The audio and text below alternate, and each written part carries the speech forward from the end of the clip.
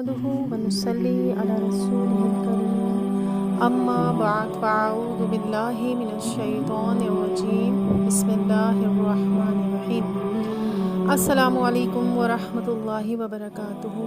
अल्हम्दुलिल्लाह, रोज़ों के मसाइल, एतकाफ़ के मसाइल, तरावी के मसाइल, उनका इल्म हासिल करने की तौफ़ीक मरहमत फरमाई, जिसमें हम सबसे पहले रोज़े की तारीफ़ मालूम करेंगे कि रोज़ा कहते किसे हैं और इसमें क्या क्या क़ुयूदात हैं और हमें क्या जानना ज़रूरी है।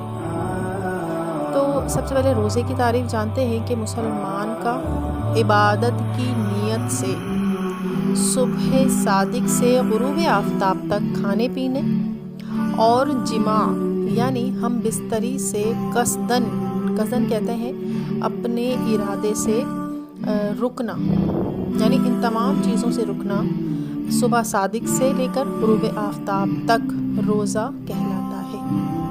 ये हो गई रोज़े की तारीफ़। अच्छा, इसमें सबसे पहले आपने देखा होगा कि मुसलमान की कैद लगाई गई है कि मुसलमान का इबादत की नीयत से।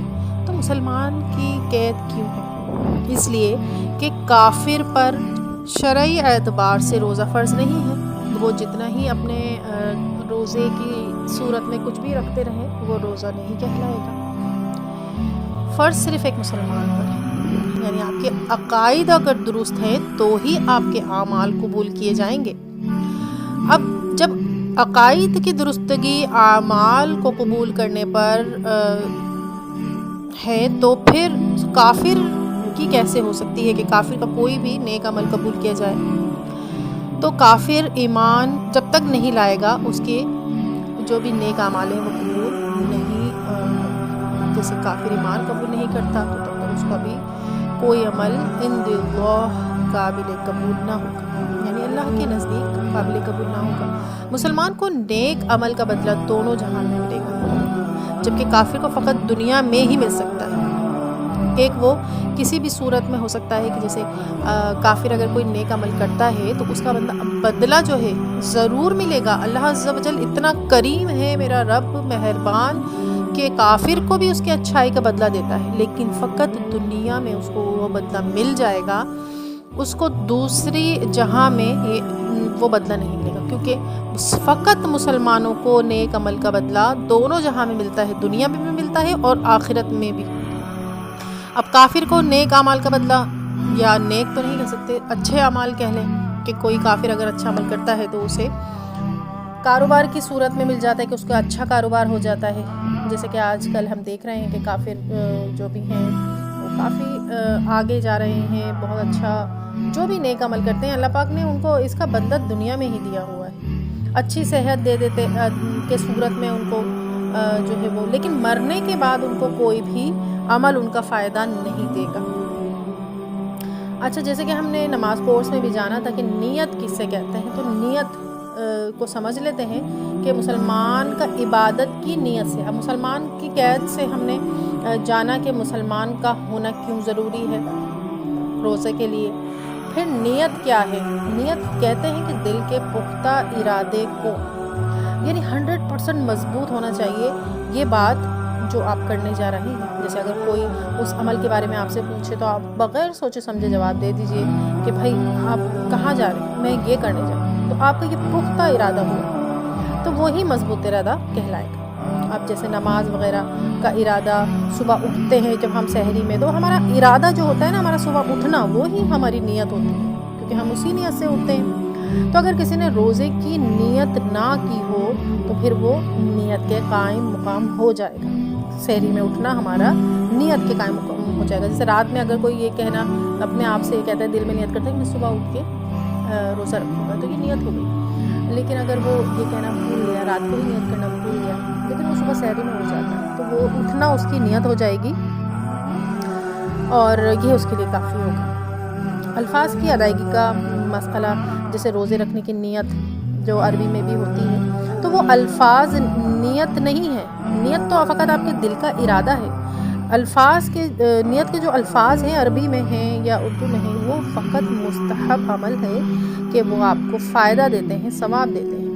کیونکہ نیت جو ہے وہ ارادے کے ہی نام ہے، اور اس کے بغیر الفاظ ادا کیے تو بغیر روزہ شروع ہو جائے گا۔ اگر آپ نے الفاظ نہ دہرائے تب بھی روزہ آپ کا شروع ہو جائے گا۔ اچھا، اس کے بعد دیکھیے کہ نیت، مسلمان کا عبادت کی نیت سے، نیت کے بارے میں ہم نے جان لیا۔ اب صبح صادق سے کیا مراد ہے؟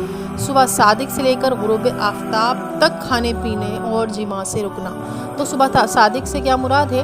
تو رات کے وقت مشرق سے مغرب تک ایک سفید لکیر آتی ہے۔ جو جاگتے ہوں گے اللہ والے راتوں میں، کاش کہ ہم بھی جاگنے والے میں سے بن جائے، اللہ کی عبادت کرنے والے بن جائے راتوں میں۔ انہوں نے دیکھا ہوگا کہ ایک سفید لکیر آتی ہے آسمان پر، کچھ دیر کے لیے آتی ہے، اس کے بعد پھر اندھیرا ہو جاتا ہے۔ تو وہ جو رات کے وقت مشرق سے مغرب تک ایک سفید لکیر کا آنا، وہ صبح کاذب کہلاتا ہے۔ جو روشنی کی ایک لکیر آتی ہے، ایسا لگ رہا ہوتا ہے کہ جیسے صبح ہونے والی ہے، لیکن کیا ہوتا ہے کہ وہ صبح نہیں ہوتی، وہ لکیر فوراً چلی جاتی ہے۔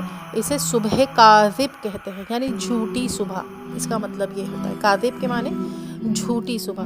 پھر دوبارہ ایک روشنی کی لکیر آتی ہے اور وہ نہیں جاتی، تو وہ صبح صادق ہوتی ہے، یعنی سچی صبح۔ تو صبح صادق کا مطلب یہی ہے، سچی صبح۔ اور اب تو ویسے بھی کیلنڈر میں سے آسانی ہو گئی ہے، ٹائمنگ لکھی ہوتی ہے کب سحری بند ہو رہی ہے آپ کی، کب کھل رہی ہے، تو اسے صبح صادق کہتے ہیں۔ پھر غروب آفتاب کا ذکر ہے نیت میں، تو غروب آفتاب کے بارے میں جان لیتے ہیں کہ غروب آفتاب سے پہلے کھا لیا تو روزہ ٹوٹ جائے گا، قضا کرنی ہوگی، یعنی جب مغرب کا وقت ہو جائے، جب یہ آپ کا روزہ کھلنے کا جو ٹائم ہوگا، اسی وقت آپ کو روزہ کھولنا ہوگا۔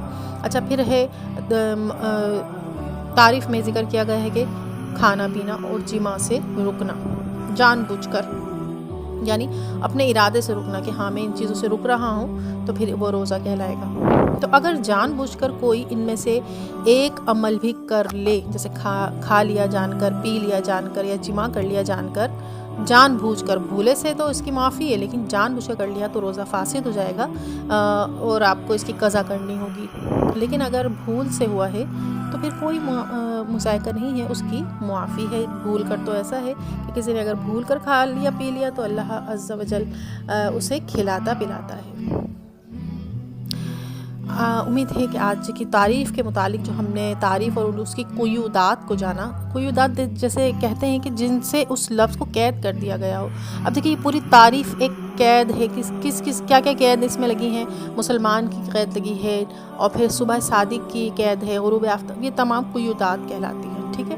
تو امید ہے کہ آج کی جو ہم نے تعریف جانی ہے وہ روزے کی بڑی ڈیٹیل میں جانی ہے اور آپ کی بہت اچھے سے سمجھ آ گئی ہوگی۔ پھر بھی کوئی بھی سوال ہو تو آپ مجھ سے سوال پوچھ سکتی ہیں، اور اس جو لیکچر آپ سنیں ان کو فوراً سے کسی اور کو بھی سینڈ کر دیجئے، تاکہ لوگ زیادہ سے زیادہ رمضان میں روزوں کے بارے میں علم حاصل کر سکیں۔ بہت ساری غلط فہمیاں ہیں جو ہمیں دور کرنی ہے، انشاءاللہ آگے ہم جانیں گے۔ تو امید ہے کہ آپ خود بھی اچھے سے علم حاصل کریں گی، دوسروں تک بھی اسے پہنچائیں گی۔ اللہ کریم سے دعا ہے کہ جو کچھ بھی سنا اسے یاد رکھنے اور دوسروں تک اسے پہنچانے کی اور اس پر عمل کرنے کی توفیق مرحمت فرمائے۔ السلام علیکم ورحمۃ اللہ۔